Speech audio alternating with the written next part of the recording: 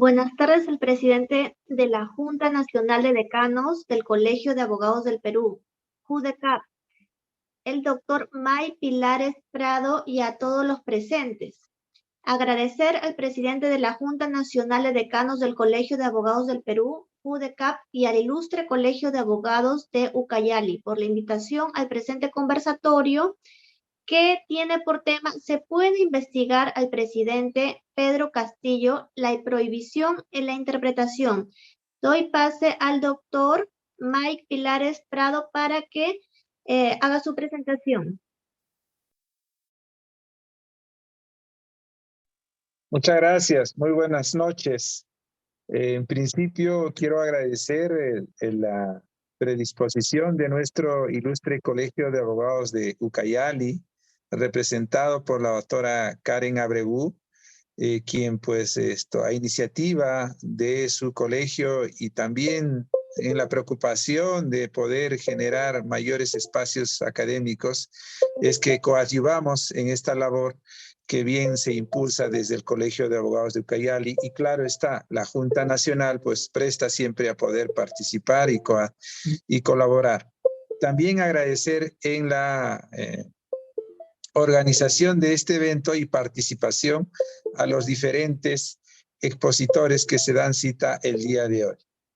Bien, sin más que decir, pues felicitarlos a cada uno de los expositores para que este diálogo, este conversatorio sea un éxito y sobre todo podamos dilucidar a la comunidad jurídica si es posible o no es posible investigar a la primera investidura del país, como así estamos viendo en diferentes escenarios a nivel de los medios de comunicación. Creo que la interrogante está planteada para que la sociedad así se pueda ilustrar.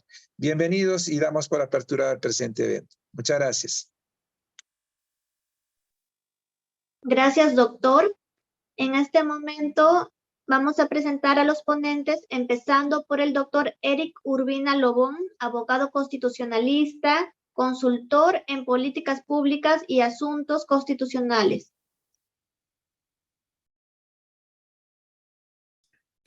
Muchas gracias, Jocelyn. Inicio. Sí, pues bueno, primero quiero agradecer a la Junta de Decanos de Colegios de Abogados del Perú, de manera especial al ilustre Colegio de Abogados de Ucayali, que ha tenido a bien pues realizar este evento, que estoy seguro podrá ayudar al debate jurídico en esta materia que se ha puesto sobre el tapete, producto de recientes actos que tienen trascendencia constitucional, penal, jurídica, al fin y al cabo, además de la social y política, que siempre vienen, pues, ¿no?, acotadas a estos escenarios. Quiero también saludar especialmente a la doctora Karen Abreu, decana del Colegio de Abogados de Ucayali, al doctor Luis Gutiérrez, que es también panelista de este foro, bien, y también a la doctora Jocelyn Antinori, que tiene a bien, pues, moderar el evento.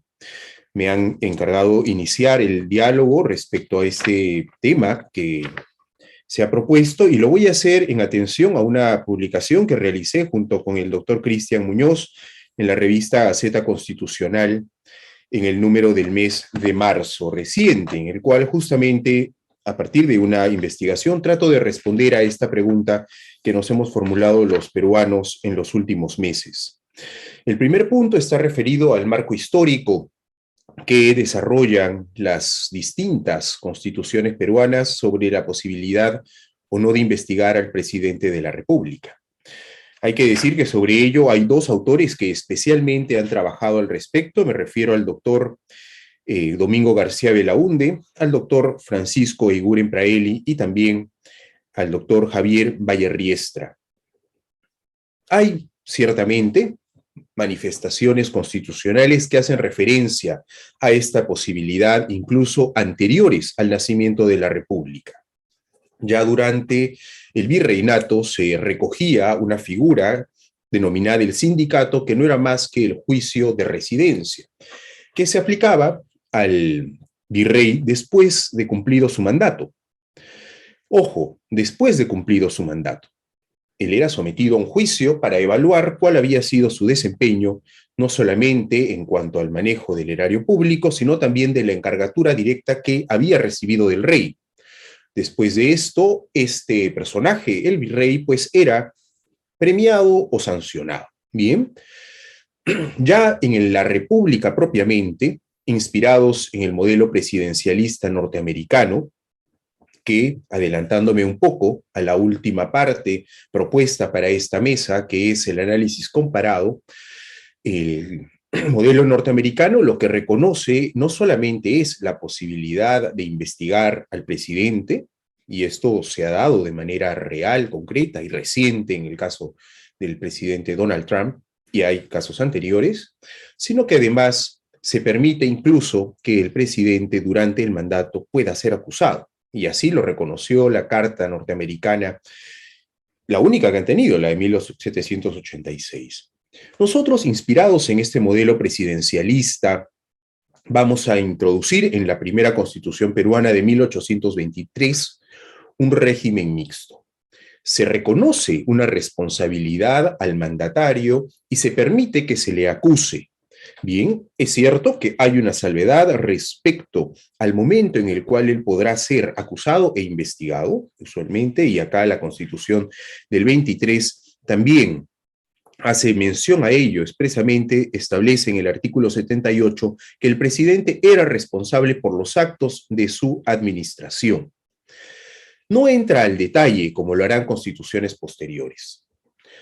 Posterior a la Constitución del 23, la Constitución de 1826, que es reconocida como Constitución, aunque existen al respecto también posiciones discordantes en atención a que fue un documento que no limitó el poder, sino que más bien lo concentró en el protector vitalicio y plenipotenciario Simón Bolívar.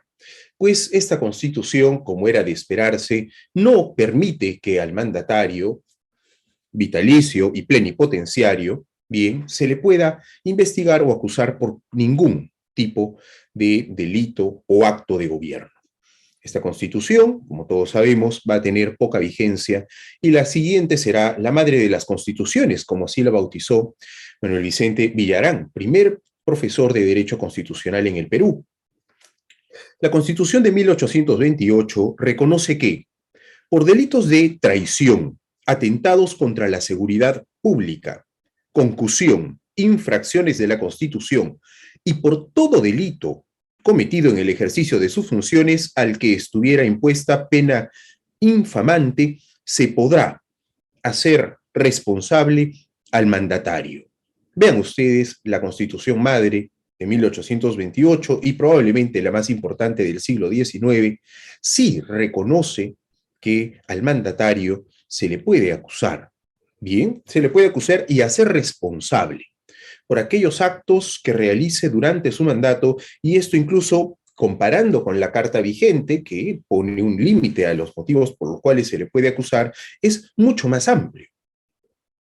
Ya constituciones posteriores a esta trataron de desarrollar con mayor rigor cuáles podrían ser estas causales, y así podemos llegar a una propuesta que se va a realizar en el anteproyecto de Constitución de 1931, que va a elaborar el constitucionalista Manuel Vicente Villarán, citado anteriormente en esta ponencia. Este anteproyecto lo que va a proponer es lo siguiente, dirá, contempló la posibilidad de que el presidente sea acusado durante el transcurso de su mandato por la comisión de graves delitos comunes. Ojo, graves delitos comunes, no de función, siempre y cuando esto sea aprobado por las dos cámaras del Parlamento reunidas.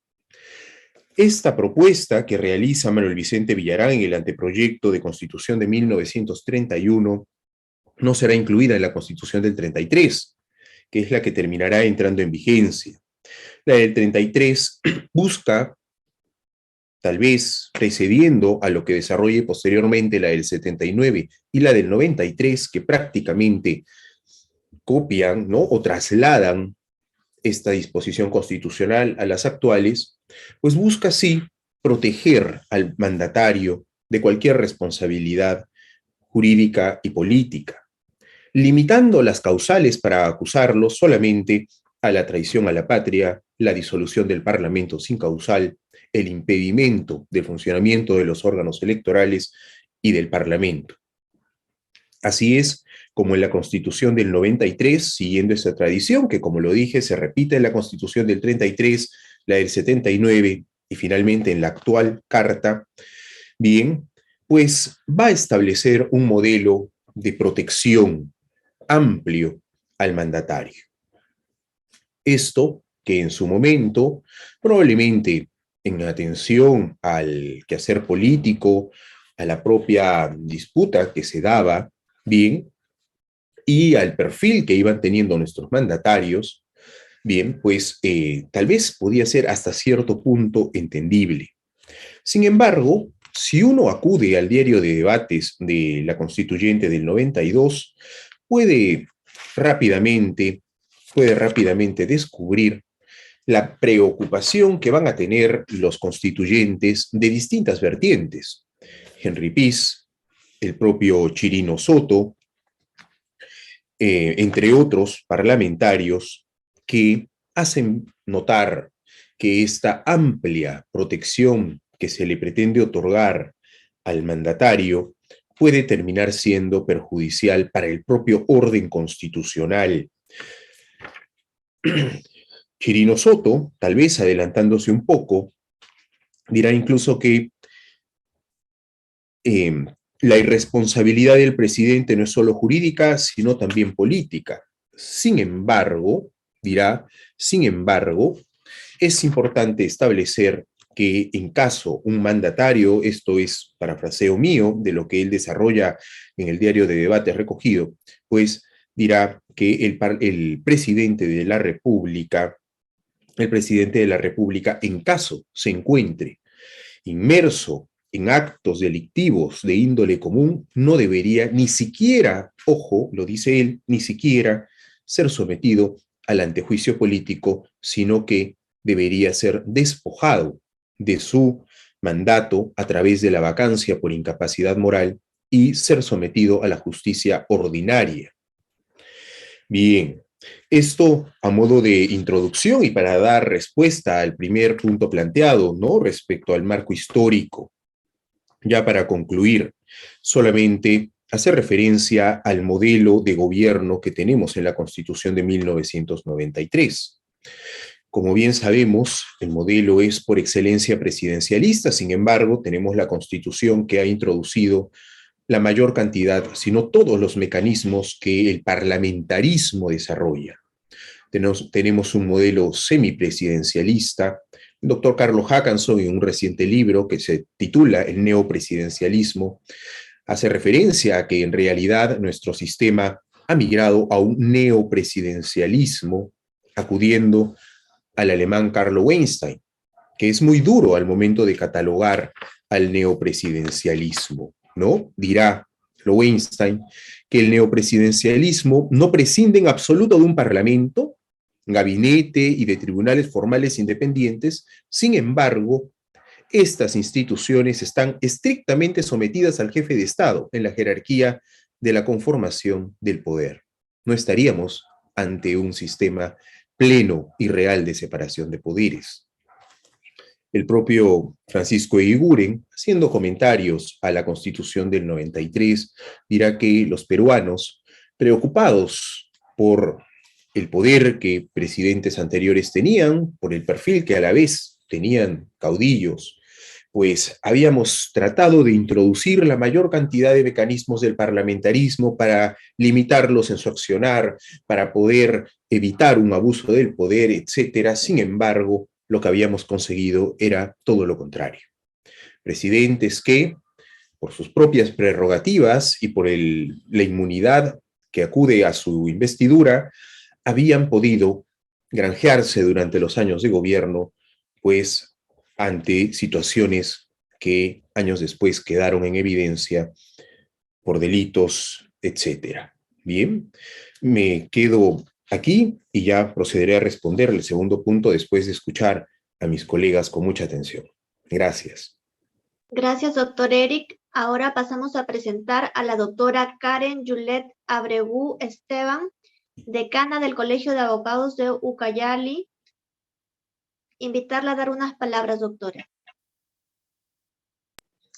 Bueno, muchas gracias. Definitivamente estamos en un espacio político muy especial. Es un escenario que nos permite no solamente estar pendientes de los temas jurídicos, sino también de los temas políticos. De hecho, para nuestra región Ucayali, como para todo el país, es importante poder saber cuál es la situación en la que se encontraría nuestro primer mandatario, que es el presidente de la República. El esbozo que ha realizado el anterior ponente acerca de lo que son precisamente cómo han ido pasando las constituciones y cómo estas constituciones, bajo alguna pequeña salvedad, han estado protegiendo la figura del mandatario. ¿En qué sentido?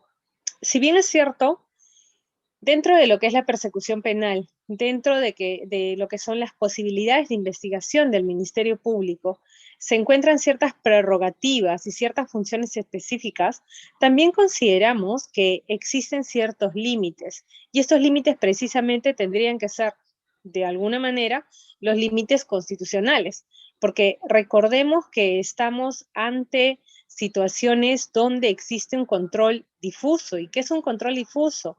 Implica que los jueces van a estar pendientes del respeto de la Constitución, en todo sentido. Por lo tanto, si nosotros tenemos una situación en la que los abogados de defensa del primer mandatario puedan hacer notar que existe una vulneración constitucional, porque en la Constitución que tenemos, y lo tenemos en el artículo 117 precisamente, que el primer mandatario no podría ser acusado, habría que entender si este término acusado se ha entendido durante todos los años como el hecho de poder investigar y llegar a acusar. Creo que aquí viene el tema, puesto que si nosotros revisamos incluso la disposición fiscal, ¿no? La disposición fiscal donde efectivamente nos hablan de delito de organización criminal y otros, la misma que es pues una disposición que ha corrido públicamente y que nace del Ministerio Público Fiscalía de la Nación, donde incluyen dentro de la investigación al presidente de la República. Por lo tanto, incluso hacen en ese sentido una motivación amplia, donde señalan que podrían incluirlo, mejor dicho, lo comprenden a José Pedro Castillo Terrones en su condición de presidente de la República por la presunta comisión del delito de organización criminal. Sin embargo, habría que analizar si esto está dentro del margen de constitucionalidad o no. Como penalista, considero que toda acción que esté fuera del margen constitucional definitivamente no va a tener un asidero como el que nosotros podríamos esperar. ¿En qué sentido? En el sentido que esto, al llegar un juez, y considero que el mecanismo más evidente sería a través de la tutela, para que un juez defina si esta decisión está o no está dentro de las garantías constitucionales y el debido proceso. Entiéndase que la tutela de derechos, pues, la tenemos en el Código Procesal Penal, en el artículo 71, y en el mismo señala la posibilidad de llevar tu petición a nivel judicial para que el juez decida si las decisiones tomadas por el Ministerio Público, valga la redundancia, son o no son válidas dentro de las garantías constitucionales. El doctor ha hecho mención de una serie de constituciones que creo que es vital, que si nosotros queremos hacer una defensa o poder hacer una explicación clara del tema, tendríamos que entender muy bien cómo han funcionado las constituciones y a qué se refiere cuando se refiere a esta inmunidad presidencial y hasta qué punto quieren avanzar. Yo creo que incluso es importante entender que el Código Procesal Penal viene funcionando después de la Constitución Política y que el artículo 117 de la Constitución Política, que señala que el presidente de la República solo puede ser acusado durante su periodo por traición a la patria, por impedir las elecciones presidenciales, parlamentarias, regionales o municipales, por disolver el Congreso, salvo en los casos previstos en el artículo 134. Bueno, y por impedir su reunión o funcionamiento en el Jurado Nacional de Elecciones y otros organismos del sistema electoral. Tengamos en consideración que anteriormente estaba vigente el Código de Procedimientos Penales, donde funcionaba de manera diferente, donde, por ejemplo, lo que nosotros teníamos era el hecho de que existía una especie de apertura de instrucción, porque no se llamaba investigación, sino apertura de instrucción, y lo que hacía la fiscalía era una acusación directa o una acusación sustancial. Y esta acusación directa o sustancial era una especie de inicio por parte del juzgado de la investigación en sí.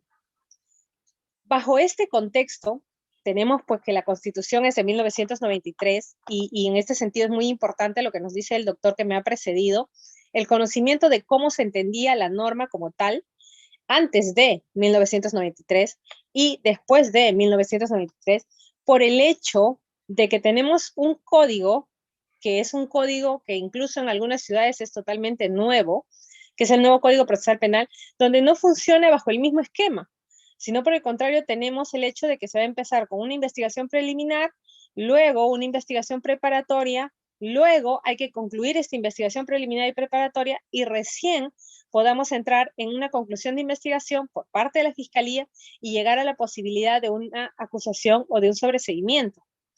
La pregunta que creo tenemos que resolver y en la que tenemos que enfocarnos como abogados, porque si bien es cierto, nuestra voz también puede ser una voz que pueda generar lineamientos políticos, pero tenemos que tener una visión jurídica clara para luego defender esta postura. Y al tener una visión jurídica clara, necesitamos saber si precisamente esta acusación que se va a dar en un proceso que se rige por el nuevo Código Procesal Penal, pues estaríamos hablando que si esta investigación que en nuestro nuevo Código Procesal Penal está como primera parte realizada solamente por la Fiscalía, debe de ser considerada como si fuese la acusación que hubiera sido en tiempos anteriores, porque en tiempos anteriores hubiera sido, como les repito, una acusación sustancial o de pronto la posibilidad de que esto no se entienda de esa manera. O sea, creo que ahí viene el detalle, porque si tú haces una interpretación literal, tendrías que puedes investigar, pero no puedes acusar. Si haces una interpretación literal del 117 de la Constitución Política del Perú, pero si haces una interpretación en base al tiempo histórico en el cual se creó esta norma y el tiempo histórico vigente, tendrías que pensar en que se hizo con la idea de que el Poder Judicial no investigue, porque en aquel entonces estaba el Código de Procedimientos Penales. Entonces, si tú te remontas a esos tiempos en el que la Constitución te está indicando que no puedes ser acusado, te remontas a esos tiempos donde está vigente el Código Procesal Penal, entonces, si no puedes ser acusado, por lo tanto, tampoco podría ser investigado. Y si hago una valoración de esta manera y lo ingreso a través de una tutela de derechos, yo considero pues que existen probabilidades que bajo este contexto histórico no permitan la investigación del primer mandatario. Más aún si se tiene en cuenta que la exposición de motivos de este artículo, que ha ido variando en el tiempo, la exposición de motivos es precisamente para evitar que la persona que representa a todo un país no sea investigado con todas las, porque empezamos una investigación y obviamente se van a aperturar todas las posibilidades de las medidas, incluso medidas coercitivas personales. Estamos hablando de una situación en la que el propio presidente de la República podría terminar en una situación en la que podría incluso pedir prisión preventiva, porque si se determina que sí es válido investigarlo y que es constitucionalmente permitido, a pesar de una exposición de motivos válida también, estaríamos ante una situación de grave riesgo a su investidura. Ahora, yo considero que en todas las constituciones anteriores precisamente han tratado de proteger a la figura presidencial, no por el hecho de que tiene el poder y hay que protegerlo, sino por el hecho que a través de ese poder del cual está investido, pues todo un país depende por nuestra condición de ser presidencialistas. Y bajo este contexto, pues es un tema bastante delicado, que obviamente como abogados, con estos criterios muy transversales que a nosotros nos caracterizan, podemos señalar que si te encuentras como abogado de la parte de defensa, tienes suficientes argumentos históricos válidos para evitar una investigación. Y si estás en la parte de la fiscalía, tu base sería la literalidad del artículo, más no su contexto histórico vigente en el tiempo.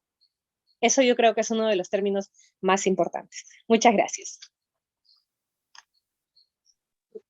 Gracias, doctora, por su participación. A continuación, pasamos a presentar al doctor Luis Enrique Gutiérrez Oliva, abogado defensor privado en litigios penales. Invitamos al doctor a dar sus palabras de agradecimiento.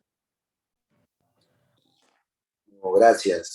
Gracias por compartir estos espacios académicos. Siempre hemos tomado en consideración y reconocemos la labor efectuada por la Junta de Decanos de Colegios de Abogados del Perú, el doctor May Pilares Prado. Igualmente, agradecemos al doctor Cristian Vizcarra, en este caso la doctora Karen Abregu, decana del Colegio de Abogados de Ucayali, doctor Eric Urbina, similar, un honor compartir el escenario con ustedes y en general a todas las personas que nos están acompañando en las plataformas virtuales. Es para mí grato compartir con ustedes justamente este espacio en el que vamos a debatir este tema. Pero hablábamos en un inicio de los antecedentes y justamente por los antecedentes yo quisiera remarcar algunas cosas, no repetir lo que ya señalaba el doctor Eric. Pero, por ejemplo, en la del 23 y en la del 26 no cabía la posibilidad de investigar a un presidente.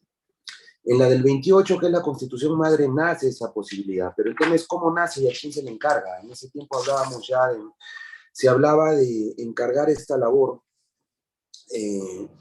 acusar ante el Senado al vicepresidente, al presidente, pero ¿a través de quién? De la Cámara de Diputados. ¿Por delitos cuáles? En el ejercicio de sus funciones. Llega el 34, inclusive esta facultad, ya no solo se le encarga a la Cámara de Diputados, sino por ahí surge, y eso lo dice el artículo 23 de esta Constitución del 34, surge la posibilidad de que cualquier ciudadano acuda al Senado para justamente llevar a cabo esa denuncia. Ahora, seguidamente tenemos que precisar de que nuevamente esta labor es encomendada a esa Cámara de Diputados. En la del 39, nuevamente, si revisamos el artículo 35 de esta Constitución, ese término acusar, que se encuentra acuñado, ¿a quién se le encarga? A la Cámara de Diputados. Entonces, esto se repite con Ramón Castilla en la Constitución del 56, si revisamos el artículo 64, similar en la del 60, pero hay una particularidad en la del 60. Aquí se habla de que el presidente no puede ser acusado, por el contrario, pero habla de excepciones.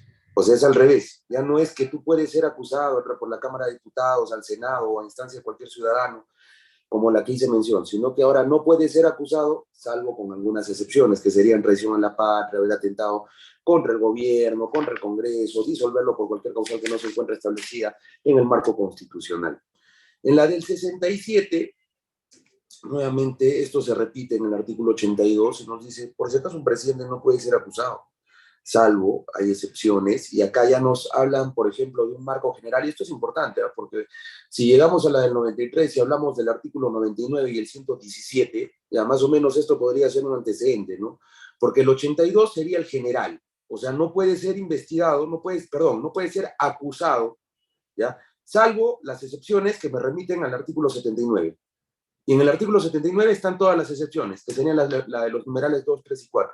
Por ejemplo, si doy lectura, dice, por celebrar cualquier pacto contra la independencia e integridad nacional, por atentar contra la forma de gobierno, por impedir la reunión del Congreso o suspender sesiones disolviéndolo. O sea, acá ya se habla de 2 puntos. En la del 20, pareciera que regresamos a lo mismo, se habla nuevamente de la Cámara de Diputados, se habla del Senado, infracciones a la Constitución, pero en líneas generales, y fíjese usted, nuevamente acá se repite, o sea, ya hablamos de un marco general para altos funcionarios y uno especial para el presidente, ya que viene desde el anterior y se repite en esta, ya estamos hablando de la Constitución de 1920, ¿ya? ¿Por qué? Porque el artículo 96 de esta nos habla exclusivamente del presidente y dice que no puede ser acusado, salvo excepciones. Por ejemplo, nuevamente, traición a la patria, atentar contra las formas de gobierno, disolver el Congreso fuera de las garantías del principio de legalidad establecido en el marco constitucional. Pero finalmente, o sea, se le da un tratamiento al alto funcionario y uno distinto al presidente, porque ya tenemos un artículo que solo habla del presidente. Y si eso lo trasladamos hasta la fecha, para no repetir todo el marco constitucional que nos lleva hasta el 93, tendríamos que primero, el 99 nos habla de la comisión permanente, porque ya no hablamos de la bicameralidad, ¿no? Ya no hay Cámara de Diputados, ya no hay Senado, ¿cierto? Ahora tenemos un Congreso Constituyente, y ese Congreso Constituyente tiene una comisión permanente, que es la encargada de acusar ante el Congreso, correcto. Pero este artículo 99 nos habla de lo general. O sea, está el presidente, el vicepresidente, los congresistas, los magistrados. Entonces, todo eso es el marco general, ¿no? Y nos habla de infracciones a la Constitución, por todo delito que se comete en el ejercicio de sus funciones. Eso es lo general, ¿ya? Lo especial, el presidente, dice, el presidente de la República solamente puede ser acusado durante su periodo y nos da 4 supuestos, nada más que 4, ¿ya? Y esos 4 supuestos, finalmente, sería por traición a la patria, por disolver el Congreso, salvo, obvio, no siguiendo el procedimiento no establecido. Entonces, entre otras. Pero, finalmente, a lo que yo quiero llegar es de que partimos de un marco general en el transcurso de todas las constituciones y aterrizamos en algo especial, ¿no? O sea, ya me diferencian a los altos funcionarios del presidente, porque el presidente tiene su propio artículo, ¿ya? Y eso es importante, ¿por qué? Porque si eso nos va a remitir al Código Procesal Penal, revisemos pues qué dice el 449, el 450, está bien, o sea, tú fiscal de la nación, pues, tal vez necesitas indicios, ¿no? En una investigación preliminar, ¿para qué? Para hacer tu denuncia constitucional. Y a través de tu denuncia constitucional, finalmente, cuando tú recibas la resolución, estés autorizado para investigar. Y el Tribunal Constitucional, más o menos en una sentencia que vamos a analizar un poquito más adelante, es lo que tal vez por esa línea ha ido. Porque, ¿cuáles serían los indicios que tú tendrías como fiscal de la nación, porque está legitimado, y 450 en el numeral 1 te lo dice, ¿ya? Para presentar esa denuncia constitucional? ¿Cuáles serían los indicios que van a fundamentar tu denuncia constitucional? Porque finalmente tú, fiscal de la nación, estás autorizado, ¿cierto? Entonces, más o menos creo que por esa línea va, si analizamos todos los antecedentes históricos.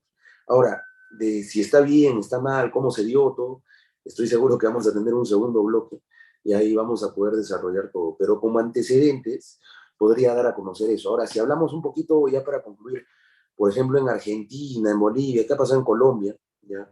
Por ejemplo, en Argentina, si revisamos su constitución en el artículo 59, en el 60, y en el 53 también se habla, esta es la constitución, por si acaso la que estoy citando, del año 94, ¿ya? En el 53 se habla de la Cámara de Diputados, o sea, es la Cámara de Diputados nuevamente aquí la que tiene el derecho de acusar al presidente, vicepresidente, a quien ante el Senado.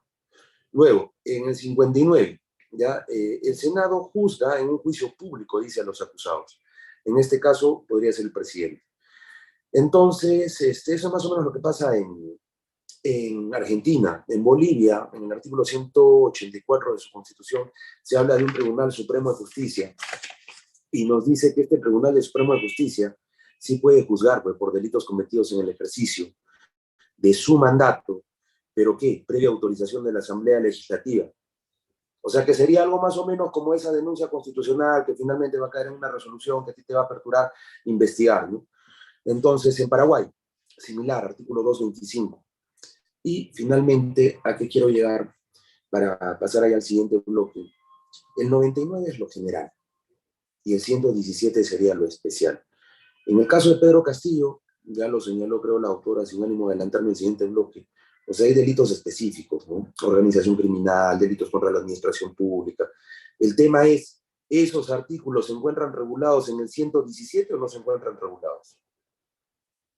Porque, o sea, tendríamos que remitirnos a un principio de taxatividad, ¿no? Que es distinto a un principio de inmunidad de coacción, por ejemplo. Pero esos serían los alcances que podría alcanzar a mis colegas, a las personas que nos acompañan aquí en el primer bloque. Gracias, doctor.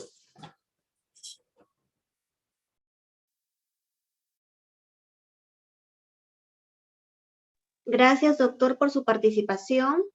A continuación, se va a tomar el uso de la palabra para ustedes, doctores, respecto al análisis del artículo 117 de la Constitución, enfoque penal y constitucional.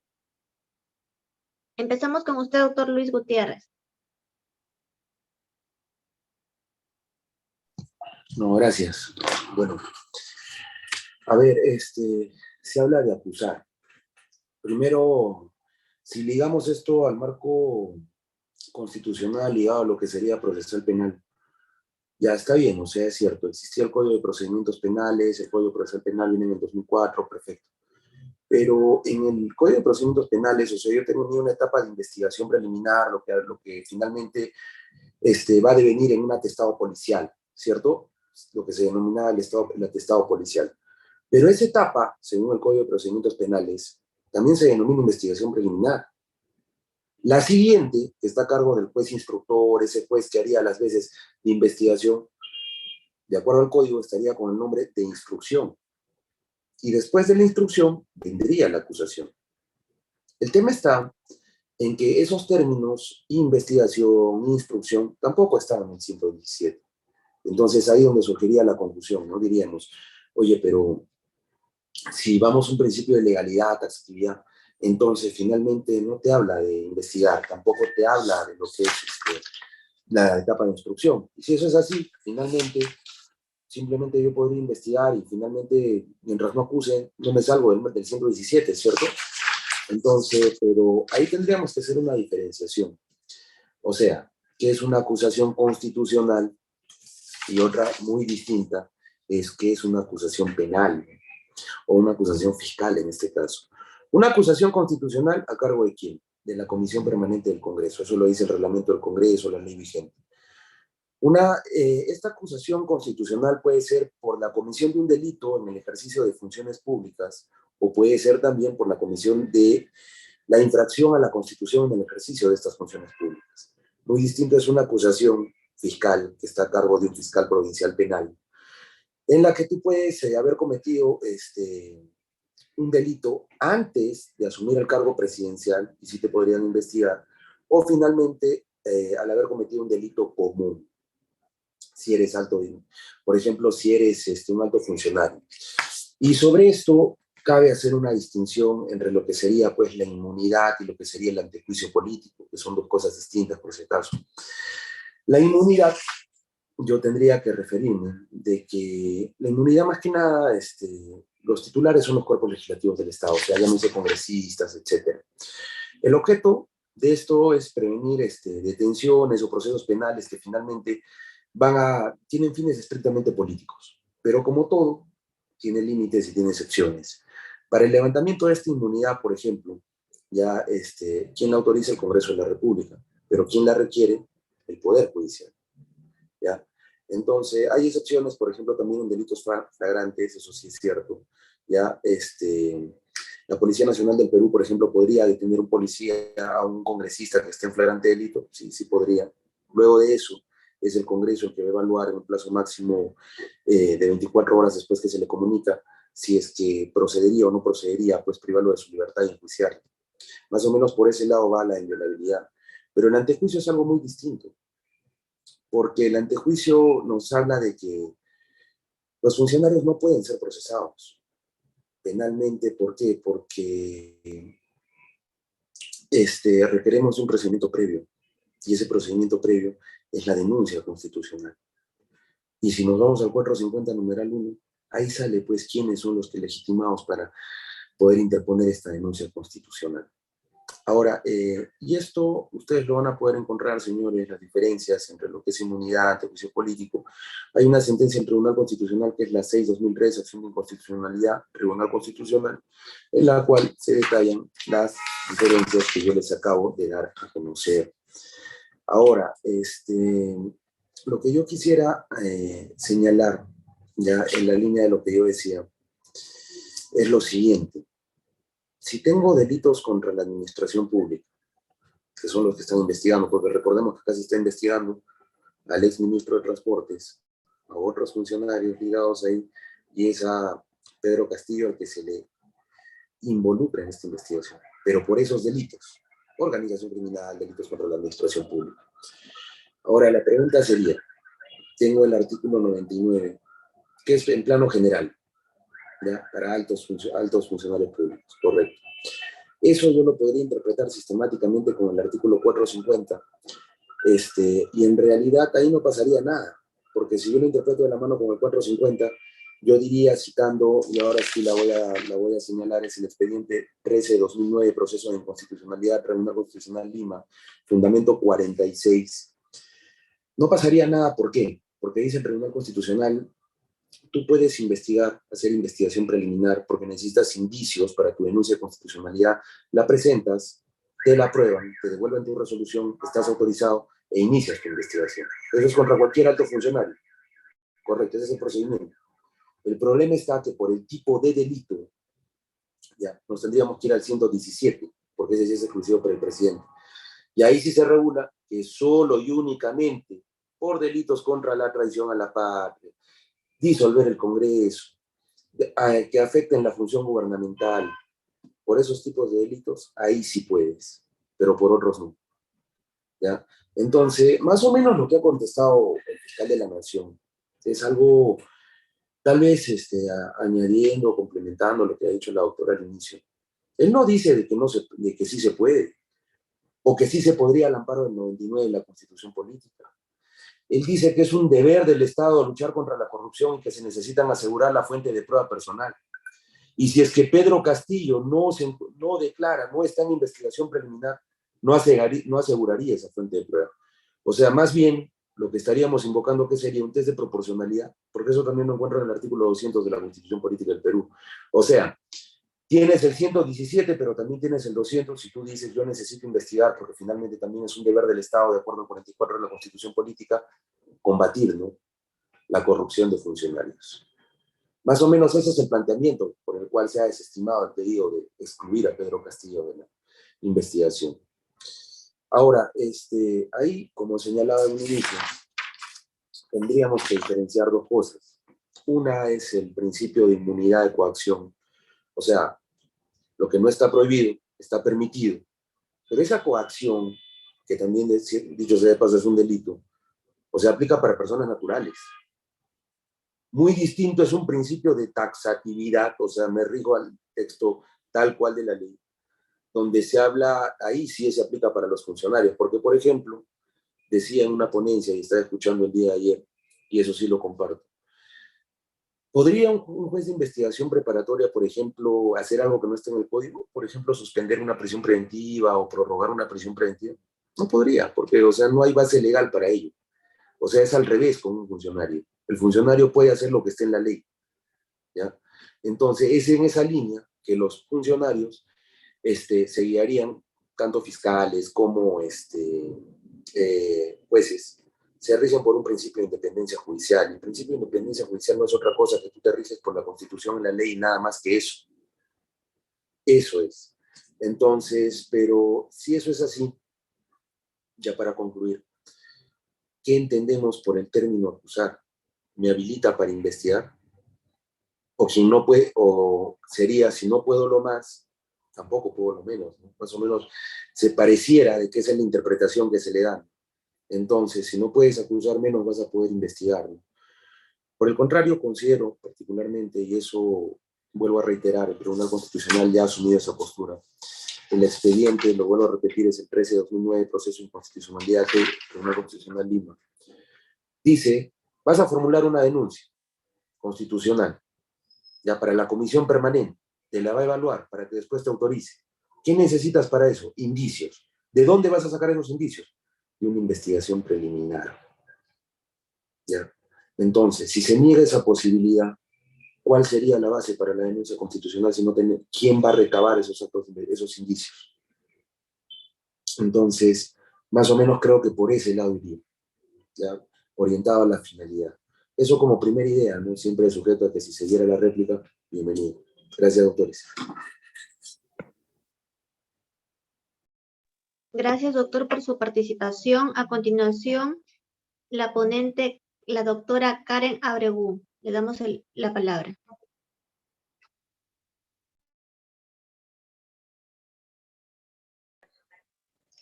Hola, muchas gracias. Sí, bueno, totalmente de acuerdo con los puntos mencionados por el doctor Luis con respecto al hecho de tener la necesidad de diferenciar si estamos ante un delito de organización de criminalidad organizada, si estamos ante un delito propio de ejercicio de cargo. Bueno, hay que tener en consideración que si bien es cierto el artículo 117 como tal, dentro de su exposición de motivos, pues señala el ánimo de generar la inmunidad. Entonces, muchos se preguntarán, si de pronto este artículo genera la inmunidad presidencial, al igual que otros artículos generan la inmunidad, por ejemplo, de los congresistas, ¿por qué tendría que existir una investigación por parte del Ministerio Público? El Ministerio Público, dentro de todos sus argumentos, señala como argumento que, bueno, no deja de ser un argumento que sea válido también, el hecho del análisis textual de la norma constitucional. Si analizamos textualmente, bajo las reglas del Código Procesal Penal que tenemos, el presidente de la República solo puede ser acusado durante su periodo y te coloca 3 o 4 situaciones, que no son las situaciones por las cuales ahora ha sido ingresado dentro de una investigación preliminar.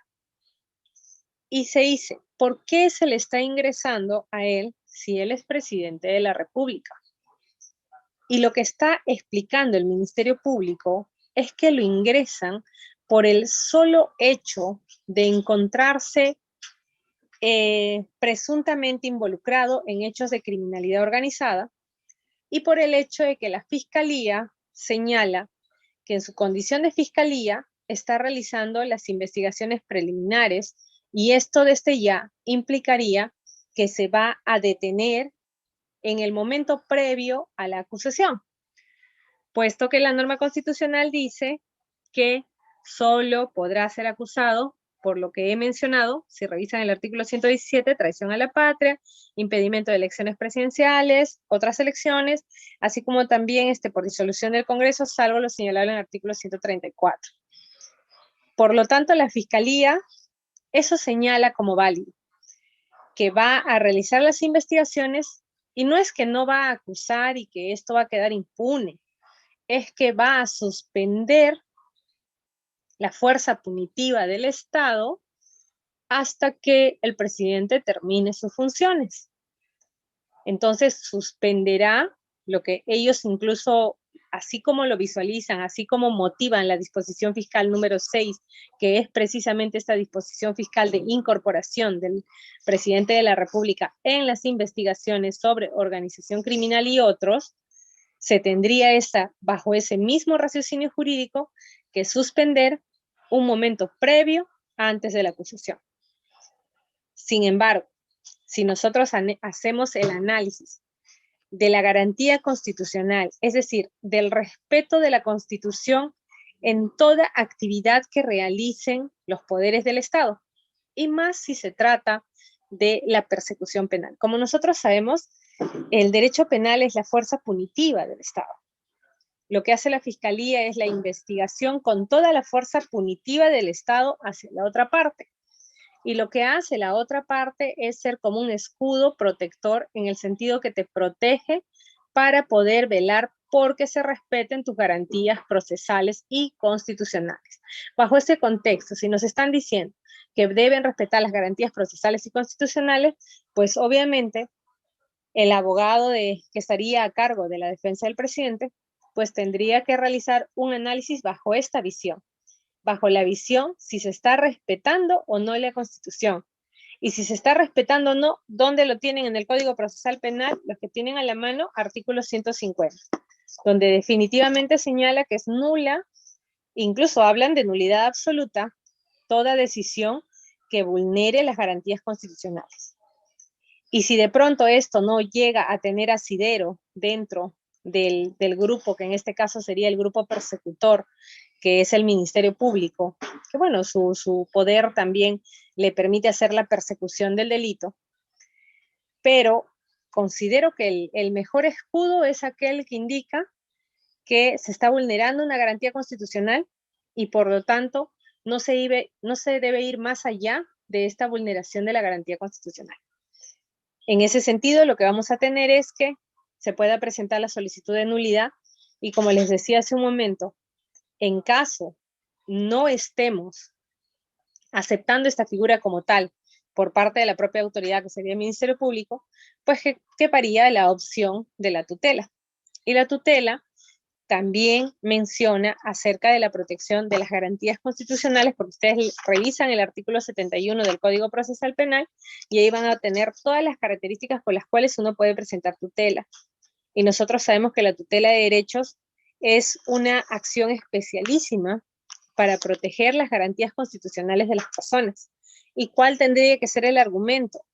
La exposición de motivos del fondo, que al hablar de constitución, al hablar de acusación, no se refiere necesariamente al hecho de parar después de investigar, sino al hecho de evitar el ingreso de una persona que tiene tal investidura a una investigación, incluso si tienes la proyección de detenerte al momento de la acusación, porque constitucionalmente lo prohíbe, sino de ver si es que esta investigación estaría dentro del criterio de acusación, haciendo un análisis histórico de las constituciones, porque esta norma nace de una exposición de motivos, nace del hecho de evitar que una presidencia, una investidura de tal magnitud, pueda ser afectada por un proceso de investigación, y esto devendría en una especie de caos social y político.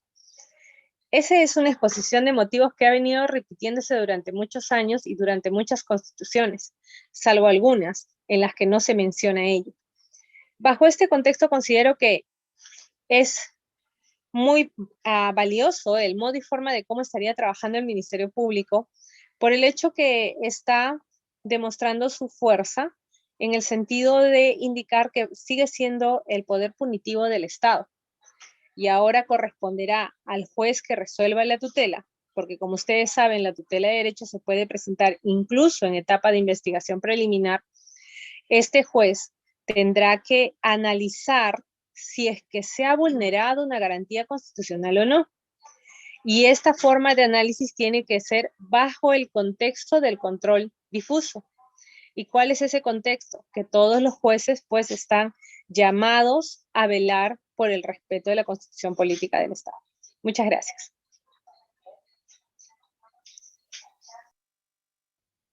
Gracias, doctora, por su exposición. En este momento va a dar también su opinión el doctor Eric Urbina.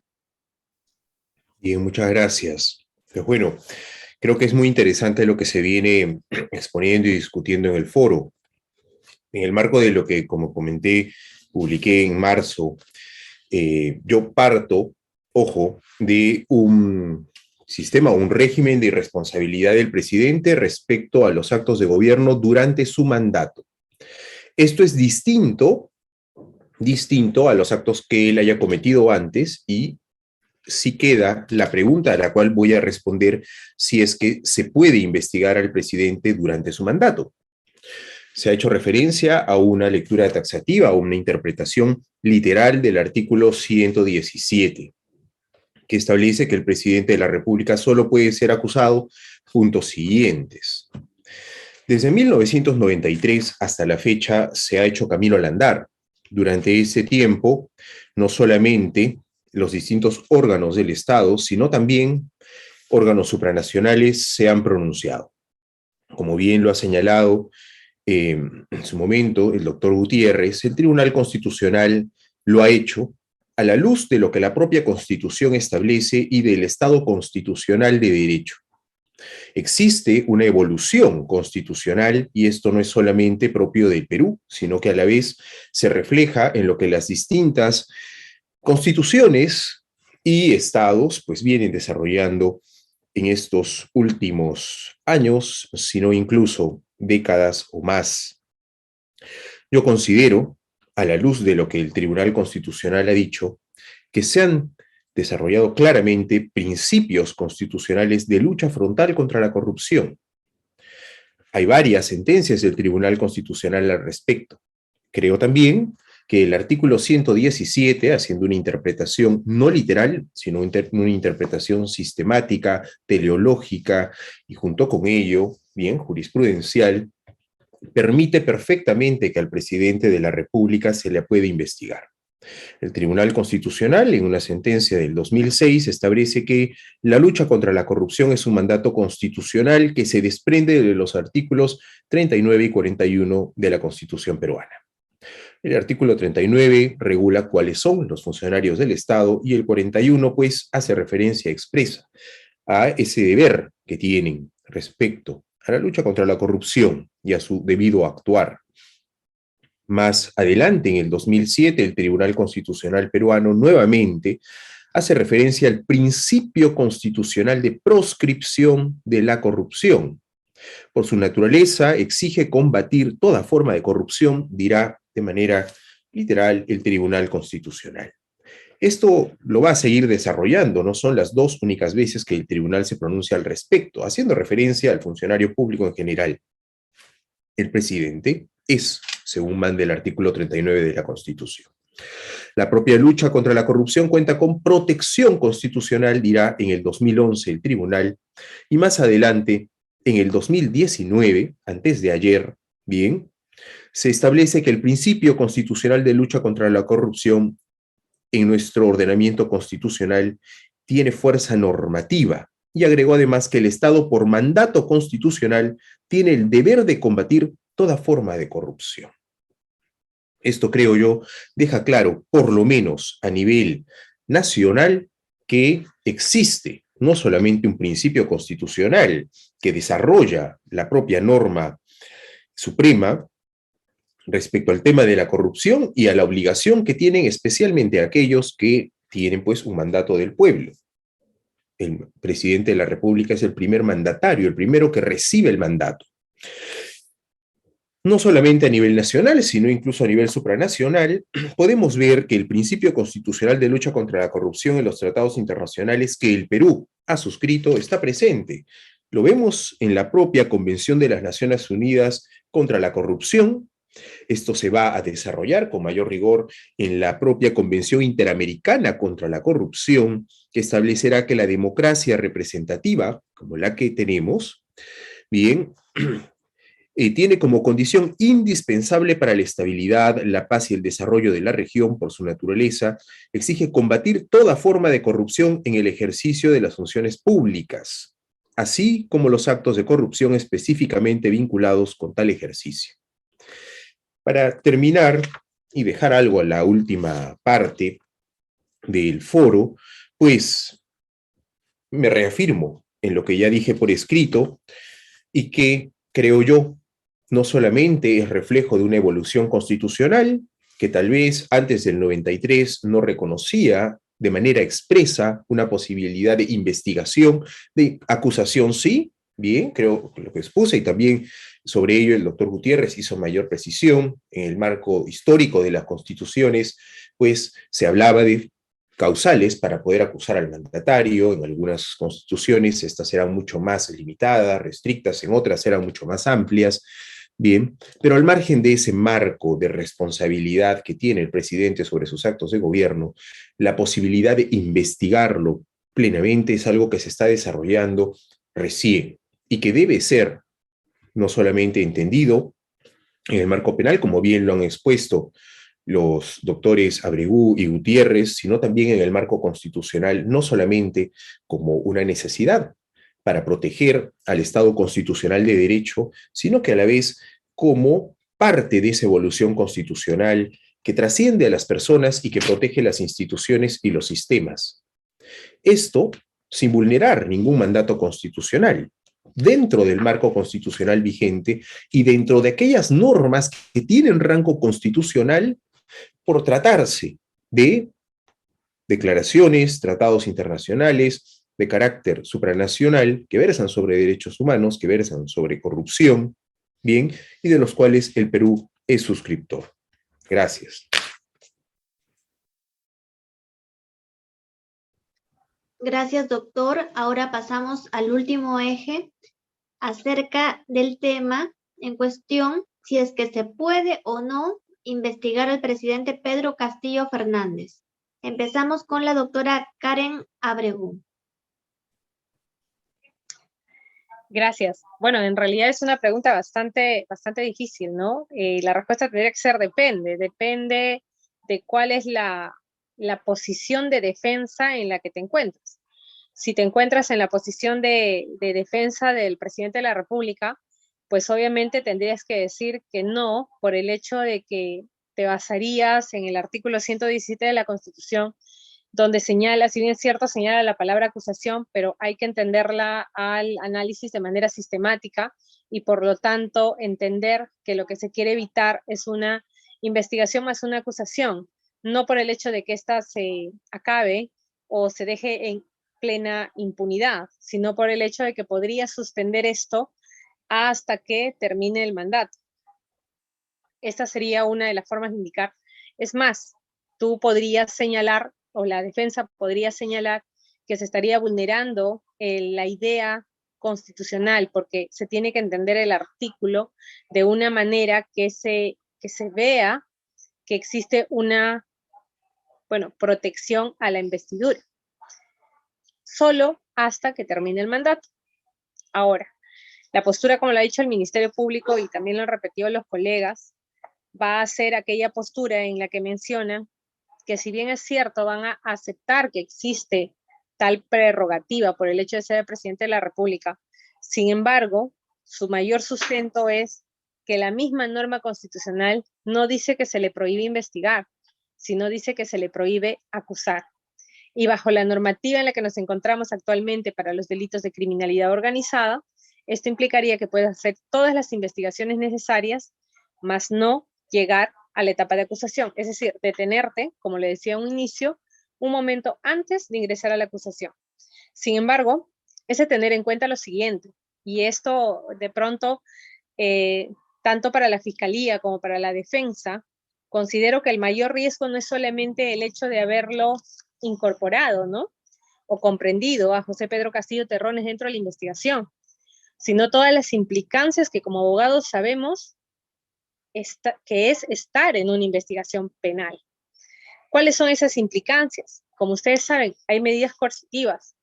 Se puede pedir allanamiento, se puede pedir vigilancia, se puede pedir levantamiento de secreto de las comunicaciones, se puede pedir incluso que se realice vigilancia del domicilio o el solo hecho de la intervención telefónica.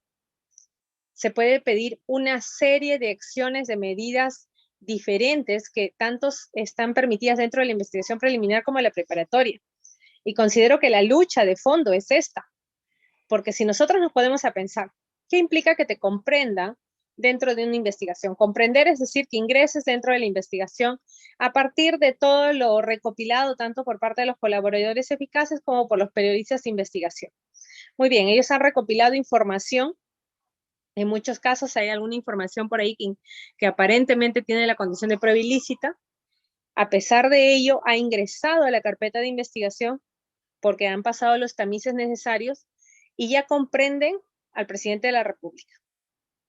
Ahora, en realidad, ¿ustedes consideran que ese sería el mayor riesgo?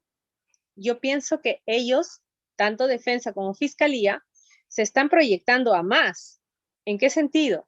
Si yo ingreso a ser parte de una investigación, estoy sometido a cualquiera de las medidas de coerción personal o cualquiera de las medidas lícitas para obtención de prueba. Petición de allanamiento.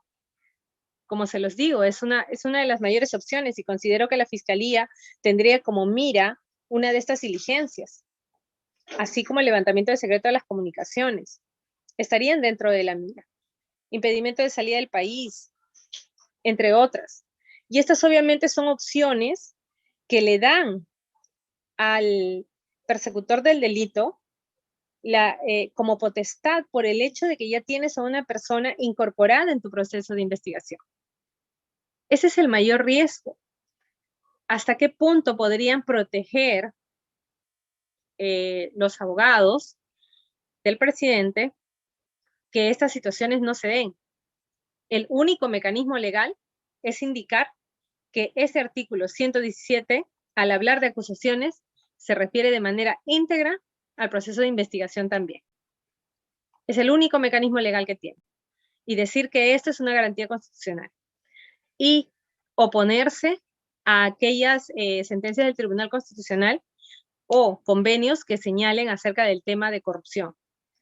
Oponerse por el hecho de que, bueno, está en proceso, no está aprobado, hay prueba ilícita por medio, hay colaboradores eficaces a los cuales todavía no se les ha pasado todos los tamices como se realizan normalmente en la etapa intermedia, entre otras acciones. Sin embargo, la Fiscalía sabe que haciendo estas actuaciones no solamente va a tener la prerrogativa de hacer todas las medidas que les he mencionado como medidas adicionales que se van o se dan en un proceso, sino también incluso apuntan a algo que es elemental. Si ustedes revisan el punto 67 de la disposición in commento, pueden verificar precisamente donde dice que el ánimo es asegurar los elementos materiales de su comisión. Me refiero a la organización criminal, y prevenir su destrucción o alteración. Habría que hacer un análisis de esto si es proporcionalmente real. No pudiendo esperarse a que el presidente de la República culmine su mandato para investigar los hechos que se atribuyen, dada su posición privilegiada. Entonces estamos haciendo una suposición que el presidente de la República, por su posición privilegiada, podría alterar la investigación, podría cambiar el curso de toda esta investigación.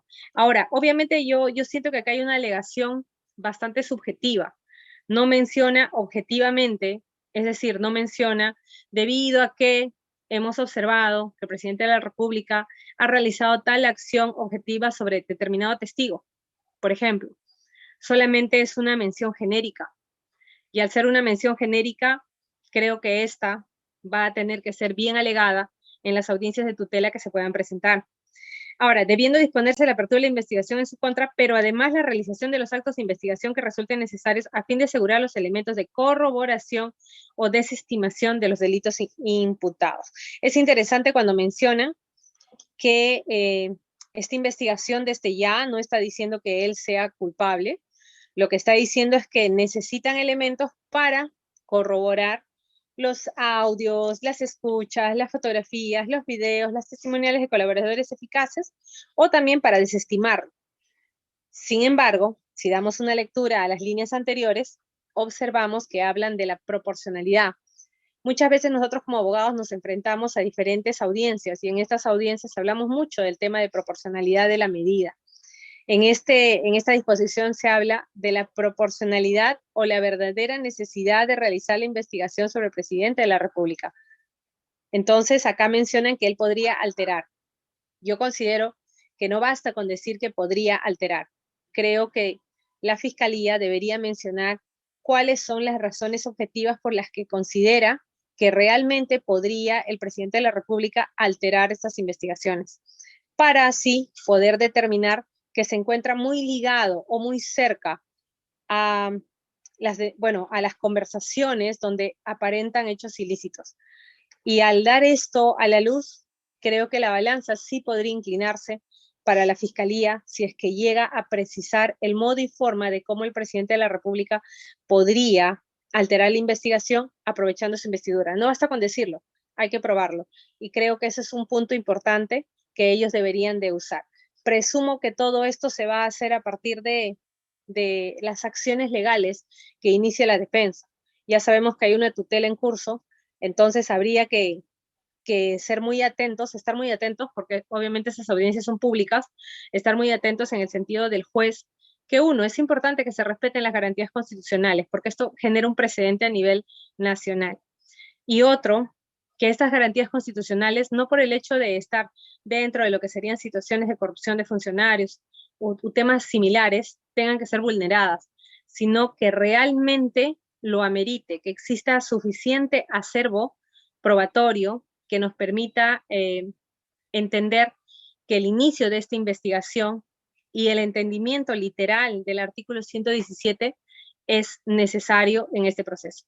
De ser así, con una buena motivación, después la Fiscalía podría tener la razón. Caso contrario, creo que la defensa está en una posición en la que podría alegar precisamente un entendimiento sistemático de la Constitución y a esto pues sumar la posibilidad de no investigación. Gracias.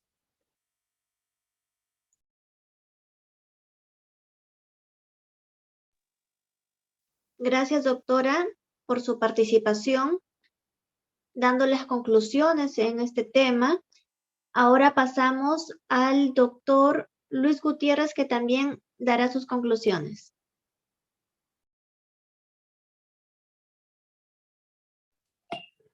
A ver. Bueno, finalmente, si la pregunta concreta es ¿se puede o no se puede investigar? Si nos remitimos a un principio de legalidad, artículo 2, número 24 de la Constitución Política del Perú, garantías formales, materiales, dentro de las garantías formales el debido proceso y dentro del debido proceso, el principio de legalidad, la respuesta obviamente sería no. Porque si bien es cierto, el Tribunal Constitucional señala en ese expediente que he señalado, es justamente que nos dice que necesitamos indicios, elementos de convicción, justamente para sustentar nuestra denuncia constitucional. Deberíamos hablar de una investigación preliminar orientada a esa finalidad y nada más que esa finalidad. Estamos en un proceso de un exministro de Transportes con otra finalidad. Eso es que hacemos que esa es la posición que se está planteando para debatir esta tutela de derechos.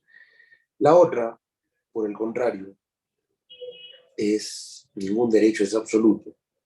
¿Ya? Y tenemos que hacer una interpretación sistemática.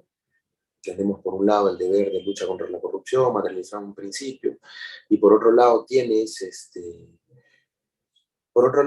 esa prohibición, esa palabrita acusación, acusar. ¿Ya? Entonces, ¿se debería o no se debería investigar?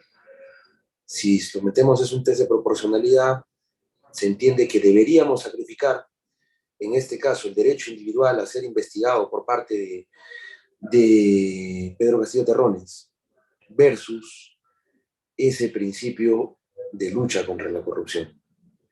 Y obviamente quien va a ceder es el interés individual sobre el interés colectivo, que sería la lucha contra la corrupción. Esas dos posiciones son las que están en debate. Y eso es lo que se va a debatir en la tutela de derechos. Si a mí me preguntarían qué postura es la que asumo, obviamente es la primera. A mi criterio, para mí es la primera. Porque si es que no fuera así, entonces estaríamos abriendo la puerta a que posteriormente, sobre texto de la aplicación de un test, un principio de proporcionalidad, se pueda llevar a cabo investigaciones marcando un precedente, no solo por los hechos contenidos en el 117, sino por cualquier tipo de delito en el ejercicio de sus funciones, por ejemplo. Entonces el 117 ya no tendría razón de ser. Solo nos quedaríamos con el 99 de la Constitución Política. Eso es lo que yo podría agregar antes de despedirnos, obviamente. Gracias, doctor.